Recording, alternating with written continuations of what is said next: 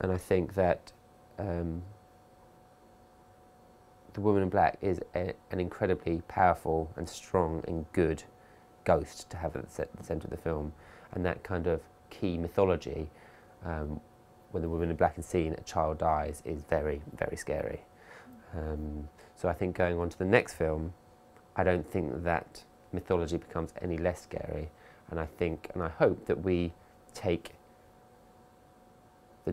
the Woman in Black story to the next level and see how she instills terror in a whole new group of victims.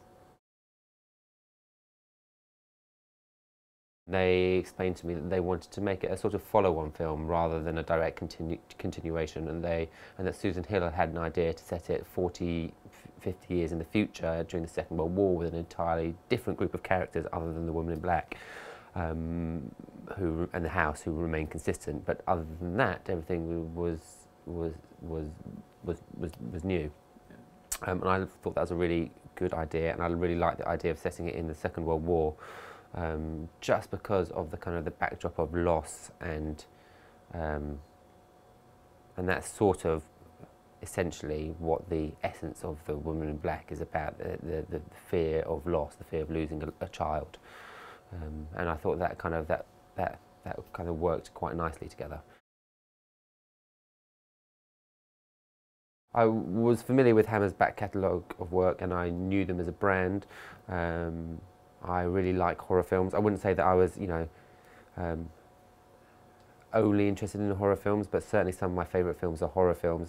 But I sort of think come at all films of all genres the same really, which is that, I like films from all genres, and what it interests me about any film of any genre, first and foremost, is the kind of the story and the characters and whether it engages me. And so that was the same approaching this. Actually, it was just it was a group of characters and a story that I found interesting, and then it also had the additional benefit of being a horror film. She was so good and so charismatic and had such depth to her performance. She is a really lovely actress, both as a person and in her ability, and I don't know, she has a fragility to her which I think is really important in horror heroines, that she has the ability to kind of hold your attention, to lead you through, to be active rather than passive, but at the same time has a vulnerability to her, and I think that's a rare and wonderful quality. I met Jeremy several months before we started filming, and from the moment I met him, I knew he was the right man for the job, because he has a particular interest in war memorabilia, and particularly in pilots in the Second World War. And he was immediately able to tell me all sorts of fascinating things about pilots that he was particularly interested in, and why he was particularly interested in this role. So it was a very happy fit. Obviously, he's a fantastic actor, and was magnificent for the part. We all were hoping he was doing it anyway, so we were so pleased when it seemed that he had that kind of prior interest. I think Helen adds a real kind of emotional strength to the film, and also makes a part that could potentially be, fairly two-dimensional. The matriarch, the headmistress character. She gives it a real kind of arc and three-dimensional quality, which is so necessary in order for it to feel real rather than just surface.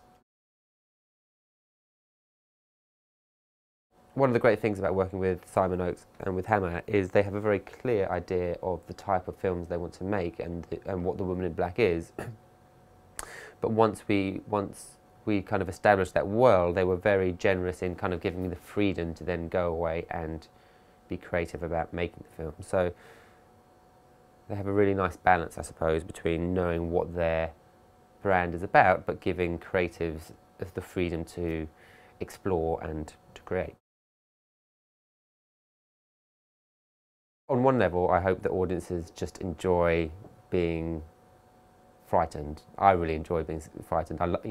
right from those early stories around a campfire or a sleepover or something where you tell each other ghost stories to be scared. It's sort of the same thing on it, but maybe for me on a bit more, you know, grown-up level. Actually, maybe not on that much more of a grown-up level. I think it's fun to be scared in the kind of the safety of a cinema, and to enjoy the bumps and the jumps and be able to know that actually you can go home at the end of it and get into bed and hopefully not be too freaked out and know that the woman in black doesn't really exist. But so on a kind of on one level, I just hope it's entertaining and scary. But on another level, I think horror films do something very interesting in the way they tap into the fears and our base fears